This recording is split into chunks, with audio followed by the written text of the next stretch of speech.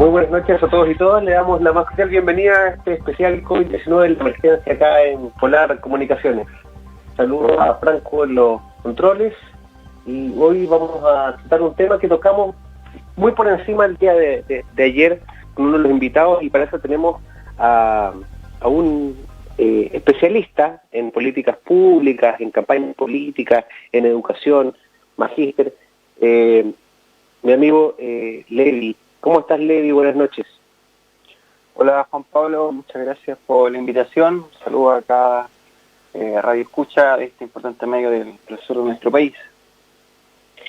Levi, si nos puedes contar un poco, últimamente uno de los grandes problemas que ha habido es en comunicación, lo conversábamos ayer con Claudio Lara, nos comentaba un poco, tiene que ver con esta vuelta gradual a clases. ¿Qué significa gradual? Y dentro de lo gradual, ¿qué significa volver a esta nueva normalidad también para ustedes en el ámbito de la educación? Sí, bueno, son varios aspectos que uno tiene que revisar de estos conceptos, de esta idea, y que de alguna forma es evidente la polémica que ha generado. Primero la genera porque sin duda alguna hay desconfianza en la población hacia la autoridad. De alguna forma tendemos la mayoría a pensar de que hay datos que probablemente no son como se plantean, y eso sin duda nos lleva a cuestionar de una forma muy categórica, y que fue evidente en este caso del posible retorno a clase a través de el colegio de profesores, asociaciones de padres y apoderados, de sostenedores municipales que fueron muy categóricos. También se sumaron claramente los sostenedores de establecimientos particulares pagados y subvencionados, y esto tiene que ver con sensación de inseguridad, de desconfianza y de una serie de análisis que probablemente para nosotros que estamos en lo cotidiano, el mensaje que se nos envía lo escuchamos de una manera muy distinta, porque lo asociamos y lo vivimos también de una manera distinta como se nos plantea. En este caso hay varias cosas que uno tiene que analizar, y tiene que ver con declaraciones muy categóricas, a mi juicio, por parte del ministro de Salud, y a lo mejor un poco más mesuradas por parte del ministro de Educación, pero que tampoco contribuyeron a generar empatía y confianza en la ciudadanía.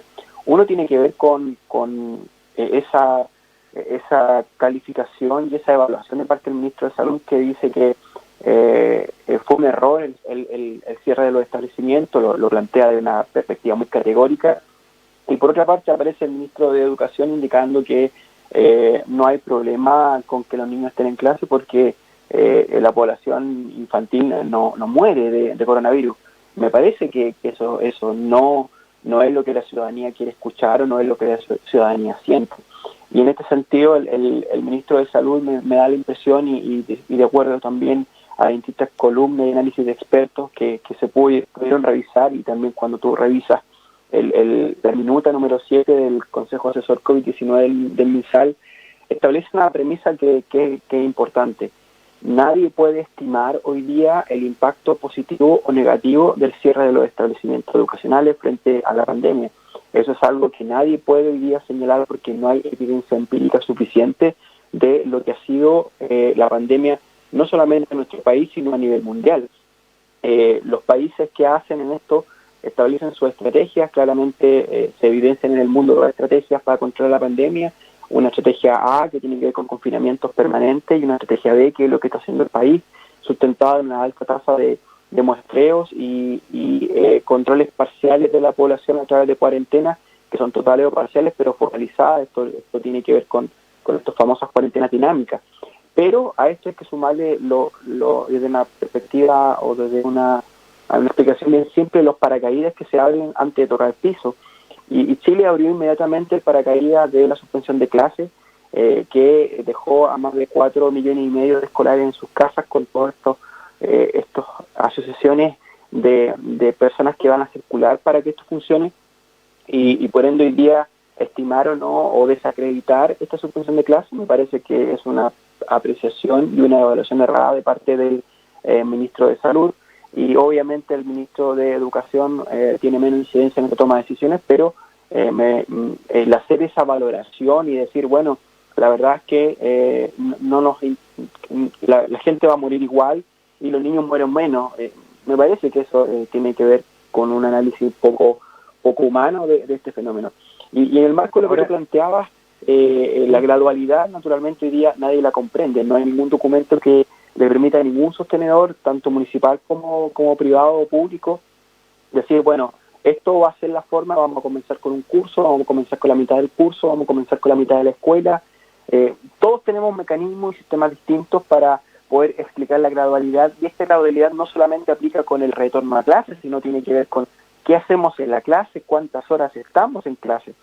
Y hoy día, para algunos gradual puede decir, ¿sabe? Vamos a iniciar con la mitad del curso, mediodía a la semana o 2 mediodías a la semana, vamos a sanitizar entre medio, vamos a establecer otro tipo de acciones, y probablemente cuando te toque enfrentar la evaluación ministerial o rendir políticas públicas, van a decir, oye, ¿saben qué? No es lo que pedimos. Hoy día no hay documentos oficiales de ninguna manera, solo el que es extraoficial, como es la minuta del Consejo Asesor, que establece ahí algunas medidas que la verdad son bastante poco aplicables a la realidad de los establecimientos educacionales. Pero ahora el tema es que el gobierno finalmente lo gradual lo está ocupando no solamente para el tema educacional, sino que también para la vuelta de los funcionarios públicos y para una serie de otros temas. Y también se dice siempre lo mismo, se dice, volverán gradualmente, no hay tanta claridad con respecto a cuál va a ser esa gradualidad, como tú lo decías, se dice que se anunciará oportunamente y que será elaborado sobre los criterios de seguridad para la comunidad educativa, las familias, flexibilidad y equidad. Tampoco queda muy claro, son palabras que suenan lindas en el discurso y que son grandes genéricos, universales, que parecen bien, pero que no dan la tranquilidad y certeza de cómo va a ser. Pero también hay un tema importante y que en ambos casos se comenta, que se dice también una vez que las condiciones sanitarias lo permitan.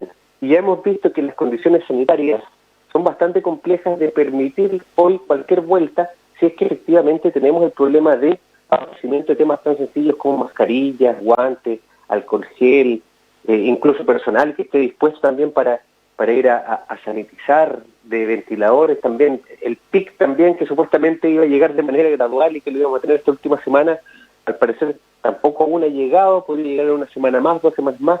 Entonces, mi consulta, Levi, es desde tu particular punto de vista, ¿qué es lo que se debería haber hecho? ¿Cómo se podría haber hecho una bajada de este tema para dar algún tipo de tranquilidad, por lo menos a una parte importante de la comunidad educativa, que son los profesores, los asistentes de la educación y la gente que va a trabajar ahí también, que efectivamente los niños se sabe que son un poco más asintomáticos, pero también hay niños que han fallecido ya y también son portadores del virus y también pueden contagiar a estas otras personas. Ahí también está esta insensibilidad de la cual tú hablas.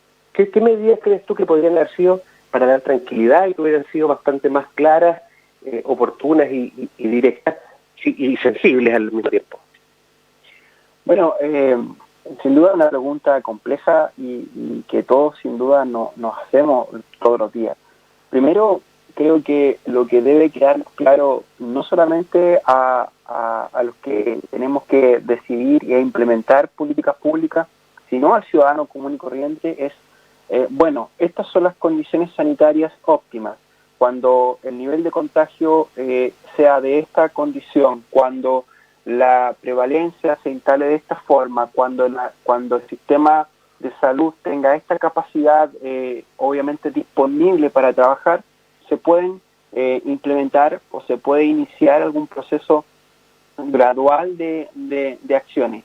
Y de ahí viene una segunda etapa, que es decir, bueno, cuando están las condiciones sanitarias con esos números que todos debemos entender, comprender y creer, fundamentalmente creer, viene la segunda etapa de decir, bueno, la gradualidad vamos a iniciar primero con el aparato público, con estas empresas, vamos a ver cómo se comporta, vamos a ver si hay esta nueva normalidad, como quieren llamarlo, o este regreso, vamos a ver en una cantidad X de tiempo si cambian los números que hemos establecido para poder tener estas condiciones. Y en tercera etapa nos van a decir, bueno, si los números no cambian, los números siguen bajando, bueno, iniciamos con la tercera etapa, que es los escolares, que es el gran volumen de ciudadanos que van a transitar diariamente en lo cotidiano. A eso, una vez que esas condiciones estén súper claras y tengamos todo el conocimiento práctico, bueno, viene ya lo que implicaría las medidas sanitarias propias de cada uno de los establecimientos. Hoy día, Juan Pablo, lo que conocemos nosotros es que hay una serie de medidas que en este caso el comité asesor del MinSal dice, bueno, esto es lo necesario, y una simple medida es, simple para ellos en el escritorio, es que los estudiantes estén a 2 metros de distancia. Hoy día una sala de clases tiene una distancia normativa de 1.1 y 2 metros de distancia, pero no hablo de un radio desde el estudiante 2 metros hacia su entorno, sino hablamos de una densidad por metro cuadrado. Un simple número, hoy día una sala autorizada con una capacidad de 38 escolares, bajo esta modalidad no puede tener más de 9 escolares en la sala de clases. Si tú tienes una matrícula completa en una sala, entenderás que va a ser muy complejo que estos escolares puedan atender inclusive a todos los grupos durante toda la semana. Y eso te iba a preguntarle, disculpame un segundo, cuando habla de equidad, porque acá tú me dices, las salas son para 38, bajo las medidas que uno podría pensar tienen que ser 10.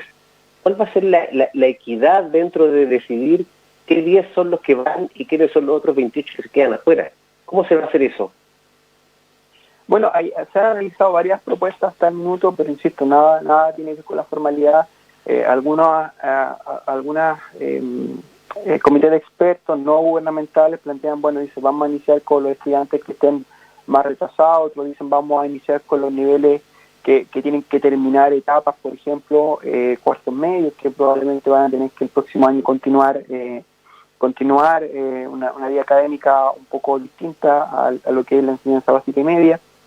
Pero yo no creo que exista un instrumento que te permita a ti diferenciar ese tipo de población. Por ende, si uno dice, bueno, vamos a utilizar estos criterios para clasificar quiénes sí, quiénes no, quiénes van más o quiénes van menos, bajo el supuesto que sea improbable cumplir esta normativa, no hay instrumentos que te lleven a ti a esa decisión y lo hagas de una manera clara sin tener que implicar alguna evaluación arbitraria. De partida eso es impracticable y a eso tú le sumas todos los costos operativos que implica que esto pueda funcionar.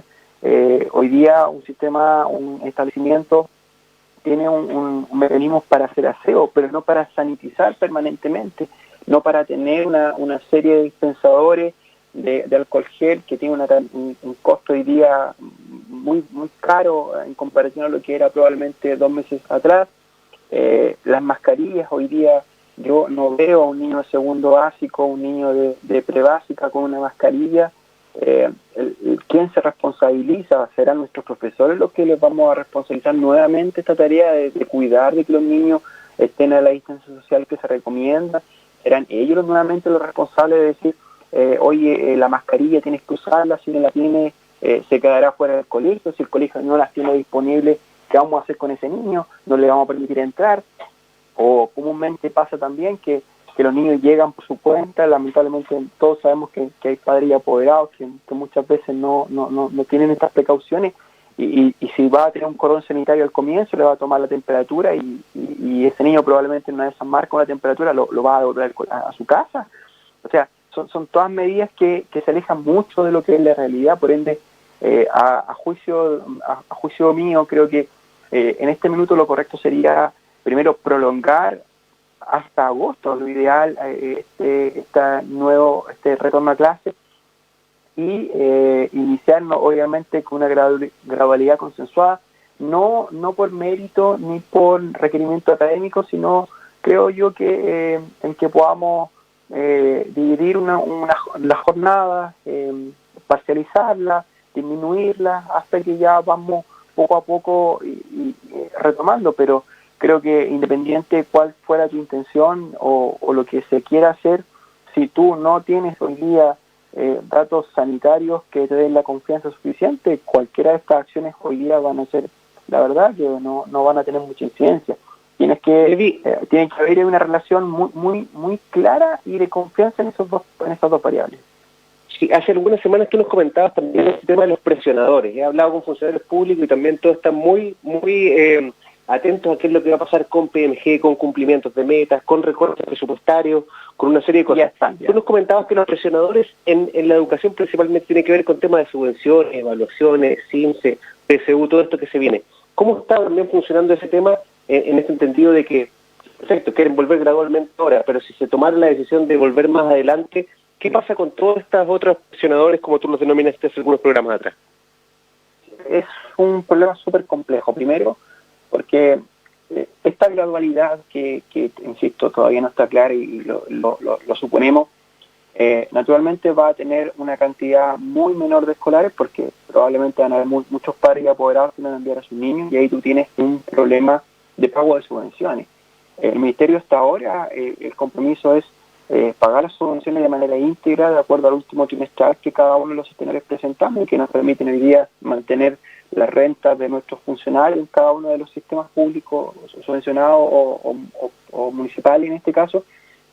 Y el punto es que si retomamos funciones y tenemos asistencias menores, vas a tener ingresos muy menores y vas a invertir mucho dinero en recursos para poder mantener condiciones sanitarias mínimas y eso, la pregunta es cómo se va a financiar.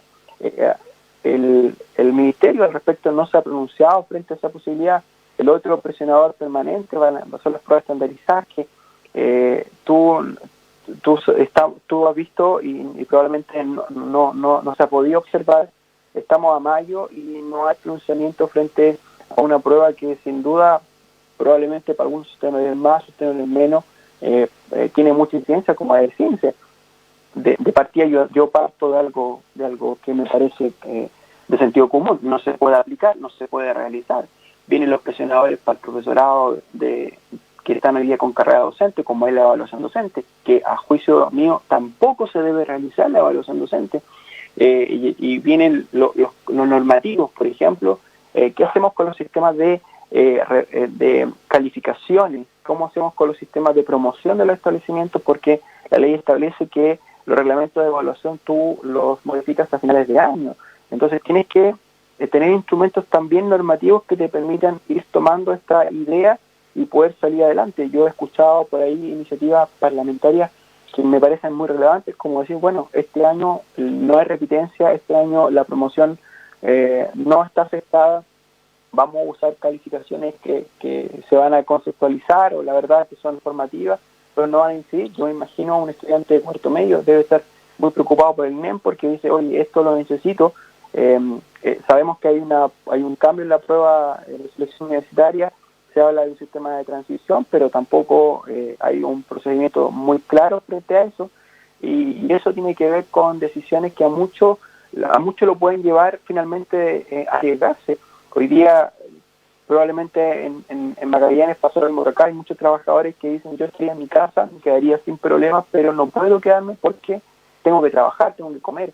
Acá va a pasar lo mismo, van a haber escolares, van a haber padres y apoderados que se van a sentir presionados por todas estas cosas que yo te digo, y también probablemente sostenedores en un tiempo, si es que esto no se clarifica, que van a presionar a sus docentes, a sus funcionarios, asistentes de la educación, a sus apoderados para retornar al establecimiento educacional.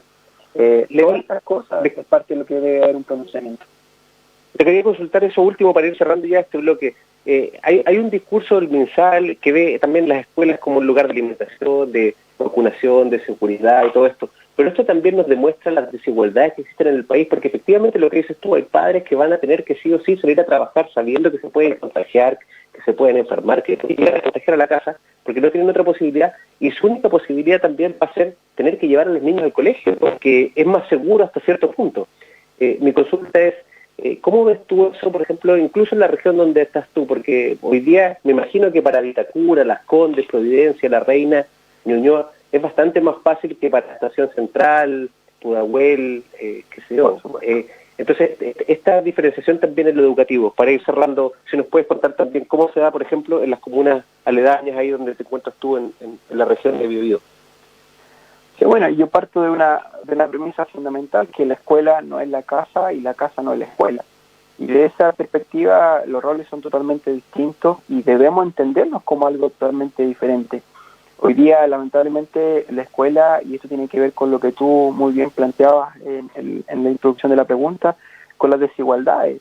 Hoy día la escuela para miles de familias o millones de familias y escolares resulta ser no solamente un espacio donde los niños están aprendiendo, sino donde pueden alimentarse, donde pueden recibir hoy día, por ejemplo, la campaña de vacunación, reciben bienes también como útiles escolares y otro tipo de cosas. Y son padres y madres que obviamente requieren de estos espacios porque en sus casas probablemente no los tienen. Y si a eso le sumamos también que ellos están con la presión de tener que quedarse en la casa para cuidarles y no poder salir a trabajar, la escuela va a tener y está teniendo lamentablemente un rol social que hoy día ha sido muy evidente. Yo entiendo que la escuela es parte de esta coyuntura, la escuela es parte de lo que significa los procesos de socialización, pero lamentablemente después de 200 años de pseudo-independencia, seguimos con una escuela que está cumpliendo otros roles producto de la gran desigualdad económica. Hoy día hay padres y madres que probablemente añoran la escuela porque lo requieren con urgencia, y probablemente hay papás que pueden mantener a sus hijos en las casas porque tienen las condiciones, tienen espacios cómodos para esto. Y en esto mismo yo lo quiero como parte de un requisito que sí o sí tiene que estar incorporado a este proceso de gradualidad, que los papás puedan decidir. Los padres y apoderados deben tener la total y absoluta libertad para decidir si envían o no a sus hijos. Los padres y apoderados que una vez que este proceso se decida retomar o reiniciar, deben tener la total, en este caso, independencia para tomar esta decisión sin estos presionadores, sin que todas estas cosas puedan existir, porque me parece que es parte también de las condiciones que deben ocurrir. Así que hoy día el MinSal o el ministro, cuando dice cerramos la escuela, fue un error garrafal por el tema sanitario, pero después describe las vacunaciones se hicieron completamente. Hoy día las comunas que no han vacunado a sus escolares simplemente porque el MinSal dio la orden de no vacunarlos para priorizar a otro grupo de población, no porque no estuvieron los funcionarios de las escuelas estuvieron y han estado siempre, han estado vacunando, han estado entregando canastas de ayuda tanto de FUNAEF como otro tipo de bienes que han llegado a través de la escuela, han estado entregando material pedagógico, están trabajando desde sus casas, así que me parece que eso es un argumento muy débil de parte del Ministerio de Salud como para poder cuestionar hoy día que las escuelas están cerradas. Sin duda alguna, el paracaídas del sistema educacional hoy día cerrado ha sido, creo yo, una razón muy importante de por qué no hay números peores probablemente en algunas comunas, y esperemos que estas decisiones que son de sentido común, que tienen que ver con la seguridad, puedan mantenerse en el tiempo. Y creo que el cuestionamiento finalmente que hoy día la ciudadanía hace es simplemente porque no está confiando en lo que el gobierno está diciendo, porque hay contradicciones permanentes, y una muy evidente fue el PIC es a finales de abril, el PIC es la primera semana de mayo, pero vamos a retomar las clases, pero vamos a abrir los malls, pero vamos a hacer una serie de cosas en esta nueva normalidad que hoy día ya al parecer comenzaron a reevaluar porque ya hubieron cambios respecto de presidencia. Bueno, Levi, te agradecemos, pasó volando este bloque, tenemos que dejar que Franco ahora vaya a su casa antes que empiece el toque de queda, así que Levi, muchas gracias, te vamos a dejar invitado a un programa más adelante una vez que se vuelvan las clases para que puedas hacer tu análisis también de cómo se dio ese proceso. Muchas gracias, Levi. Listo, muchas gracias a ti, hasta luego. Luego, ese fue Levi Ramírez, experto en políticas públicas, experto en tecnología de la información también y máster en educación. Los dejamos invitados mañana, desde las 11 de la mañana, Cámara de Comercio Detallista. Pueden revisar por las redes sociales la campaña Magallánico Apoya Magallánico. Muy buenas noches y nos vemos.